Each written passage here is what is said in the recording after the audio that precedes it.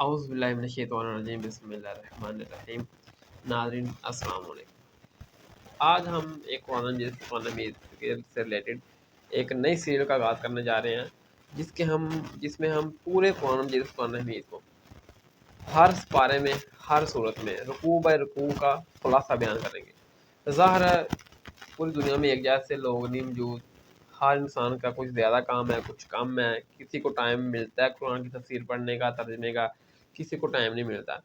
تو لہٰذا میں نے سوچا کہ میں پورے قرآن کو جو نا وہ ایک ایک پارہ ایک ایک صورت کے رکوع بائی رکوع کے لحاظ سے گویا ایک سپارے کو آدھے گھنٹے میں ایک سپارے کا خلاصہ بیان کر دوں۔ آدھا گھنٹہ تو کوئی بندہ نکال سکتا ہے ایک دو تین دن میں، تو وہ ایک سپارے کو سمجھ سکے ایک دو تین دن میں، اس طرح وہ جو نا وہ 10 12 15 دنوں میں جو نا مکمل قرآن کو سمجھ سکے کہ اس کا کوئی کام کیا ہے۔ اس سلسلے میں جو کام کیا ہے وہ ڈاکٹر اسرار احمد صاحب رحمہ اللہ کے شاگرد خاص انجینئر نوید احمد نے ایک کوشش ایفٹ کی، اور یہ بک ہے ان کی خلاصہ مضامین قرآن، جس میں انہوں نے رکوع بائی رکوع پورے قرآن مجید فرقان حمید کا ایک ایک پارے کے لحاظ سے رکوع بائی رکوع صورت کا رکوع بائی رکوع خلاصہ بیان کیا۔ تو یہ بہت اچھی ایفٹ کوشش ہے، اللہ تعالیٰ ان کو اجر عظیم عطا فرمائے دنیا میں بھی اور آخرت میں بھی۔ تو اس کتاب کو آپ آن لائن بھی منگوا سکتے ہیں۔ میں نے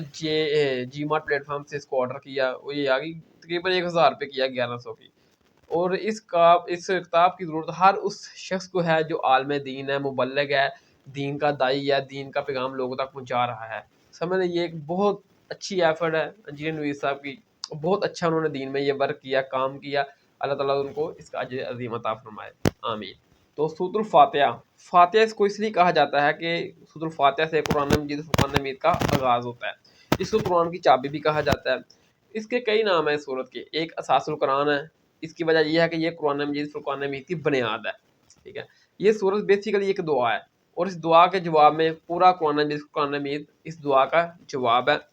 اللہ تعالیٰ نے اس صورت میں ہمیں ایک دعا تعلیم فرمائی، دعا سکھائی، اہدنا الصراط المستقیم، اے اللہ تو ہمیں سیدھے راستے کی ہدایت عطا فرما۔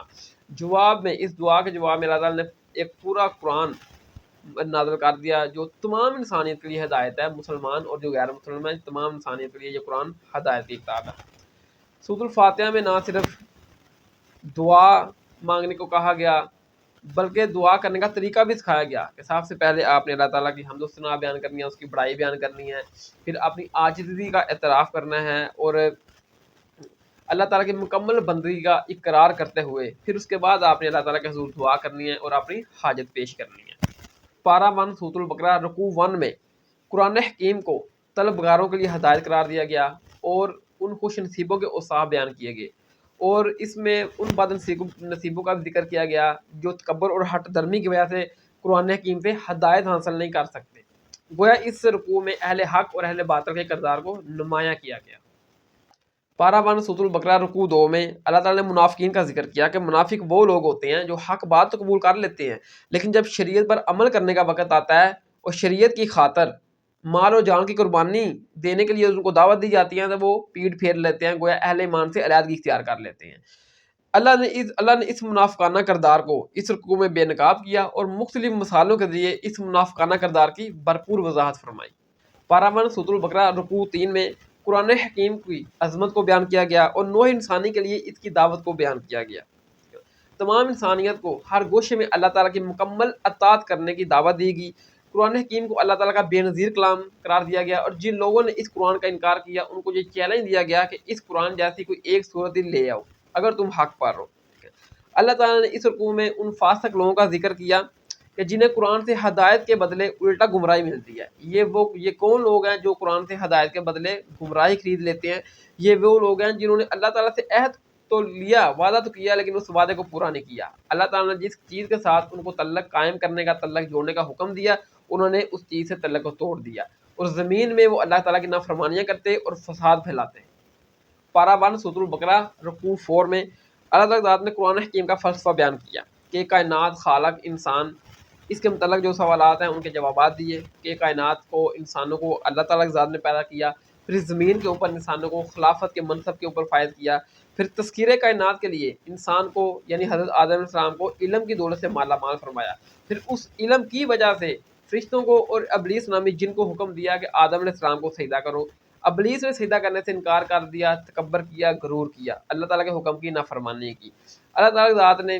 حضرت آدم علیہ السلام کو بتا دیا کہ یہ جو ابلیس ہے یہ تیری اولاد کو دنیا میں اللہ کی نافرمانی کی طرف راغب کرے گا، ان کو دعوت دے گا، بھلائے گا۔ اور اللہ تعالیٰ اس ابلیس کے شر کے مقابلے میں اپنی ہدایت پیغمبروں کے لیے نازل کرتے رہیں گے۔ جو لوگ اس ہدایت پر عمل کریں گے وہ کامیاب ہو جائیں گے، اور جو لوگ اس ہدایت پر عمل نہیں کریں گے، ابلیس کے راہ راست پر چلیں گے، وہ دنیا و آخرت میں عذاب کا شکار ہوں گے۔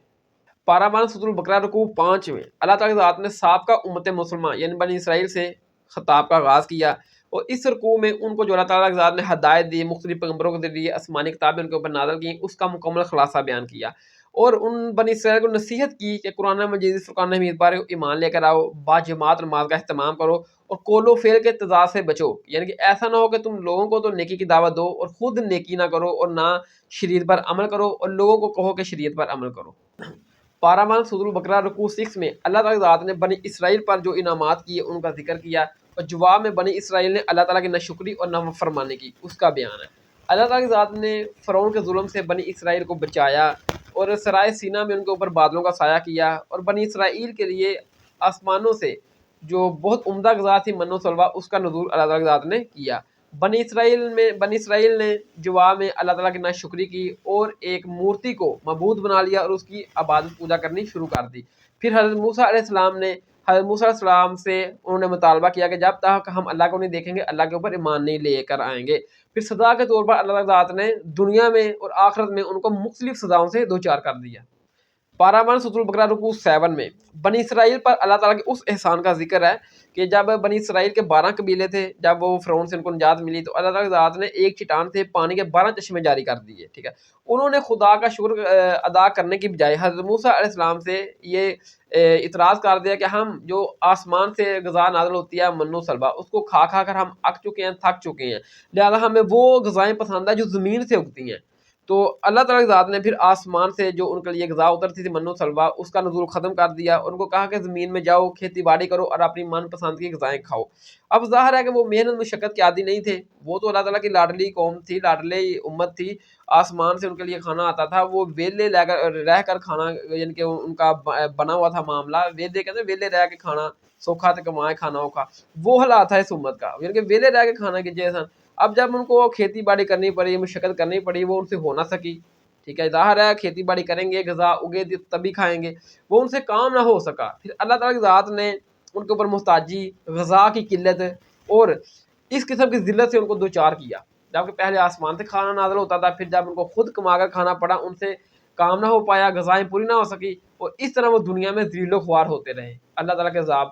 کی نسبت سے۔ پارہ 1 سورۃ البقرہ رکوع 8 میں اس گائے والے واقعہ کا ذکر ہے، یعنی کہ اتنا گائے کا والا واقعہ اہم ہے کہ اس پوری سورت کا نام ہی ہے بقرہ، یعنی کہ گائے کو عربی میں کہتے ہیں بقرہ، تو لہٰذا گائے کے والے واقعہ کی نسبت سے اس سورت کا نام ہی ہے بقرہ۔ تو اللہ تعالیٰ کی ذات نے ایک قتل کیس کے سلسلے میں حضرت موسیٰ علیہ السلام کے ذریعے بنی اسرائیل کو حکم دیا کہ ایک گائے کو ذبح کرو، پھر اس کے ذریعے تمہیں حقیقت پتہ چل جائے گی کہ اس کا قتل کس نے کیا۔ ہونا تو یہ چاہیے تھا کہ جیسے ہی حکم خدا آیا، بنی اسرائیل والے ایک گائے پکڑ کے ذبح کر دیتے، انہوں نے آگے سے سوالات کرنے شروع کر دیے کہ گائے کا رنگ کیسا ہے، گائے کس طرح کی ہونی چاہیے، گویا گائے کی صفات کون کون سی ہے۔ اللہ تعالیٰ کی ذات نے پھر ان کے لیے وہ گائے معین کی جس کو وہ بڑا مقدس سمجھتے تھے، کیونکہ اس سے پہلے انہوں نے گائے کی پوجا پاٹ بھی کی تھی، تو گائے کی دل میں ان کے محبت بھی تھی، اس وجہ سے وہ گائے ذبح کرنا نہیں چاہتے تھے۔ اللہ تعالیٰ نے پھر سیم وہی گائے ان کے لیے معین کی کہ جو ان کے دلوں میں جس گائے کی محبت تھی، پھر انہوں نے اس کو ذبح کر دیا۔ اس سے ہمیں یہ رزلٹ نکلتا ہے کہ جب بھی اللہ کا حکم آئے فوراً عمل کر لینا چاہیے۔ اللہ تعالیٰ کی بارگاہ میں غیر ضروری سوالات کرنا اللہ تعالیٰ کی گاہ میں انتہائی ناپسندیدہ عمل ہے۔ اس سے یہ نہیں رزلٹ نکلتا کہ آج کے دور میں کوئی بندہ مولوی سے سوال پوچھے تو یہ بھی غیر ضروری سوال ہے، نہیں، انہوں نے اللہ تعالیٰ سے ڈائریکٹ غیر ضروری سوالات کرنے شروع کر دیے۔ آج کے دور میں کوئی نوجوان پوچھے گا علماء سے تبھی اس کو دین آئے گا نا، گھر بیٹھے خاموش بند زبان تو اس کو دین نہیں آ جائے گا۔ پارہ 1 سورۃ البقرہ رکوع 9 میں بنی اسرائیل کی عوام کو حال بیان کیا کہ ان کے پاس شریعت کا علم تو نہیں ہے، لیکن وہ اپنی خواہشات کی پیروی کو شریعت پر ترجیح دیتے ہیں، اور ان کے علماء کا حال بیان کیا گیا کہ ان کے پاس شریعت کا علم تو ہے لیکن وہ لوگوں سے دنیا کا مال کماتے ہیں اور لوگوں کی مرضی کے مطابق شریعت کے بالکل الٹ لوگوں کو فتوے دیتے ہیں۔ اللہ تعالیٰ کی ذات نے ان کو روز قیامت دگنا عذاب دینا ہے، ایک یہ کہ وہ دنیا کا مال کماتے ہیں دین سے، اور دوسرا یہ جو وہ غلط فتوے دیتے تھے لوگوں کو، جس کی وجہ سے اس امت میں گمراہی پھیلی ان غلط فتووں کی وجہ سے، اللہ تعالیٰ اس کی وجہ سے ان کو روز قیامت دگنا عذاب دیں گے۔ بنی اسرائیل کا یہ خوش کن عقیدہ تھا کہ ہم اللہ تعالیٰ کی لاڈلی امت ہیں، ہمیں اللہ تعالیٰ کے ساتھ دوزخ میں نہیں ڈالیں گے۔ اللہ تعالیٰ کا یہ قانون ہے کہ اگر کوئی بندہ گناہ کرتا ہے اور اس گناہ کو اپنے لیے حلال سمجھ لیتا ہے کہ خیر ہے یہ میں کر بھی لوں تو کوئی مسئلہ نہیں ہے، ہم لاڈلی امت ہیں، ہمیں اللہ تعالیٰ کے ساتھ چھوڑ دیں گے، اللہ تعالیٰ ایسے لوگوں کو ہمیشہ دوزخ میں رکھیں گے، دوزخ میں ڈالیں گے۔ جو لوگ ایمان لے آئیں، توبہ کریں اور نیک عمل کریں، اللہ تعالیٰ ایسے لوگوں کو معاف فرمائیں گے، ان کو جنت میں داخل کریں گے اور وہ لوگ جنت میں ہمیشہ رہیں گے۔ پاراوان سورۃ البقرہ رکوع 10 میں بنی اسرائیل کے اس عہد شریعت کا ذکر ہے کہ جس میں بنی اسرائیل نے اللہ تعالیٰ سے یہ عہد لیا تھا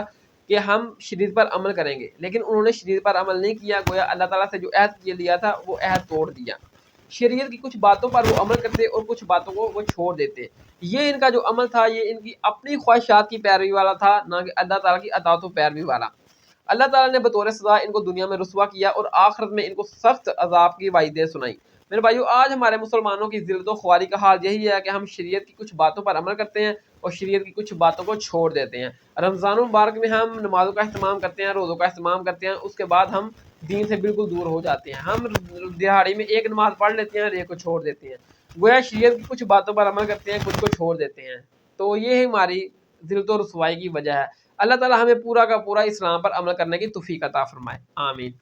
پاراوان سورۃ البقرہ رکوع 11 میں بنی اسرائیل کے متعلق یہ بیان کیا گیا کہ بنی اسرائیل یہ جانتے ہیں کہ محمد رسول اللہ صلی اللہ علیہ وسلم اللہ تعالیٰ کے سچے رسول ہیں، لیکن محض اس حسد کی وجہ سے یہ نبی صلی اللہ علیہ وسلم پر ایمان نہیں لے کر آئے کہ نبی علیہ السلام بنو اسماعیل میں آگے ہیں، یہ اللہ کے پیغمبر ہیں، جبکہ یہ بنی اسرائیل میں کیوں نہیں آئے؟ ہمارے کسی فرد میں اللہ تعالیٰ ذات نے پیغمبر کو منتخب کیوں نہیں کیا جیسے پہلے ہماری بنی اسرائیل میں ہی پیغمبر آتے تھے؟ اس حدث کی وجہ سے انہوں نے نبی صلی اللہ علیہ وسلم پر جانتے بوجھتے ہوئے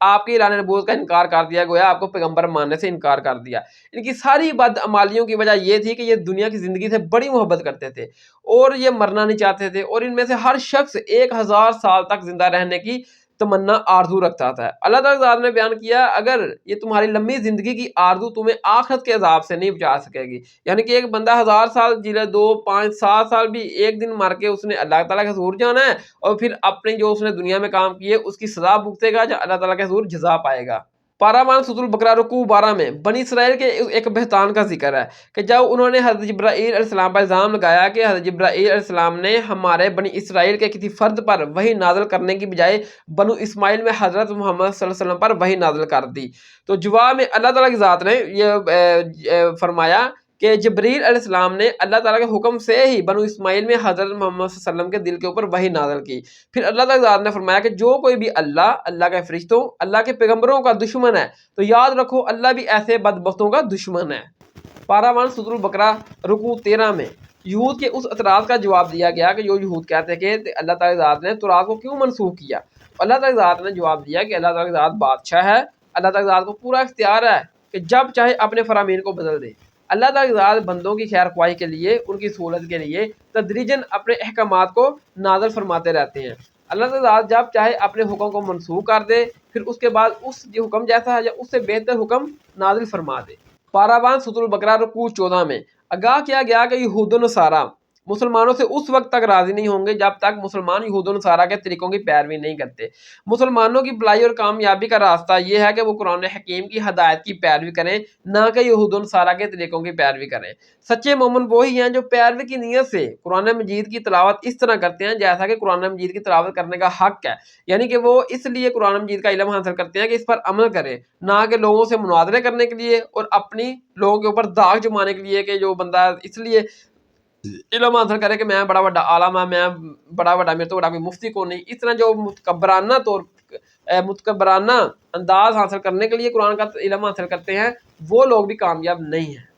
پاراوان سورۃ البقرہ رکوع 15 میں حضرت ابراہیم علیہ السلام کی اللہ تعالیٰ نے کئی محبتوں کے ذریعے آزمائش کی، والدین کی محبت، گھر کی محبت، دولت کی محبت، وطن کی محبت، قوم کی محبت۔ حضرت ابراہیم علیہ السلام نے ہر محبت اللہ کی محبت کے اوپر قربان کر دی، گویا حضرت ابراہیم علیہ السلام اپنے بیٹے اسماعیل کو بھی اللہ کی محبت کے اوپر قربان کرنے کے لیے تیار ہو گئے، جیسے ہم وڈید بولتے ہیں عید الاضحیٰ، ٹھیک ہے۔ اللہ تعالیٰ ذات نے انعام کے طور پر حضرت ابراہیم علیہ السلام کو تمام نوع انسانی کا امام بنا دیا۔ حضرت ابراہیم علیہ السلام نے شہر مکہ کو آباد کیا، ادھر بیت اللہ اللہ کا گھر بنانا تعمیر کیا۔ دوران تعمیر حضرت ابراہیم علیہ السلام نے اللہ تعالیٰ کے حضور دعا مانگی کہ اے اللہ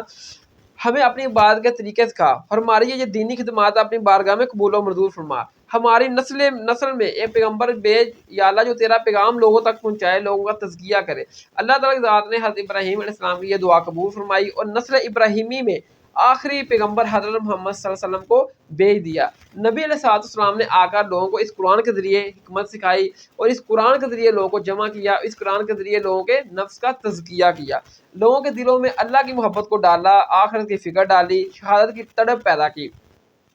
اور لوگوں کو قرآن کے احکامات سکھائے اور اس پر عمل کرنے کی ترغیب دلائی۔ اس طریقے سے ایک ایسا اچھا معاشرہ قائم ہوا جس میں عادلانہ نظام قائم کیا گیا۔ آج کے دور میں بھی میرے بھائیو، اگر ہم اپنے ملک پاکستان میں عادلانہ نظام قائم کرنا چاہتے ہیں تو سب سے پہلے ہمیں اس قرآن کے ذریعے لوگوں کو جمع کرنا ہوگا، اس قرآن کے احکامات کے اوپر لوگوں کو عمل کرنے کی ترغیب دینی ہوگی، پھر اس قرآن کے ذریعے لوگوں کے نفس کی صفائی کرنی ہوگی، لوگوں کے نفس کا تزکیہ کرنا ہوگا، پھر اس طرح ایک اچھا معاشرہ بنے گا اور اس اچھے معاشرے میں عادلانہ نظام قائم کرنے کے لیے لوگ ہر طرح کی قربانی دینے کے لیے تیار ہو جائیں گے، جن کی تربیت، جن کا تزکیہ اس قرآن کے ذریعے ہم نے کیا ہوگا۔ جس طرح نبی صلی اللہ علیہ وسلم نے اپنے پیارے صحابہ کرام کا تزکیہ اس قرآن کے ذریعے کیا تھا، اس قرآن کی تعلیمات کے ذریعے انہوں نے پوری دنیا میں اسلام کو غالب کیا۔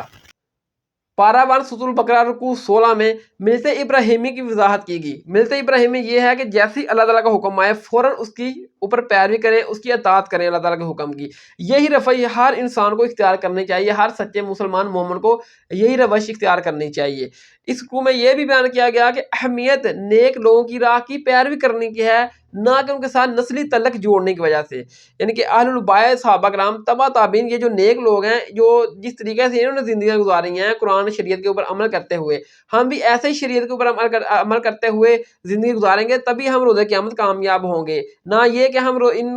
جو انہوں نے زندگیاں گزاری ہیں ہم اس شریعت پر عمل تو نہ کریں، صرف یہ کہ ہمارا تعلق اہل البیت سے ہے، صحابہ سے ہے، اس تعلق کی وجہ سے بغیر نیک عمل کیے ہم روز قیامت نجات پا جائیں گے، ایسا قرآن نے بالکل اس کی نفی کر دی ہے۔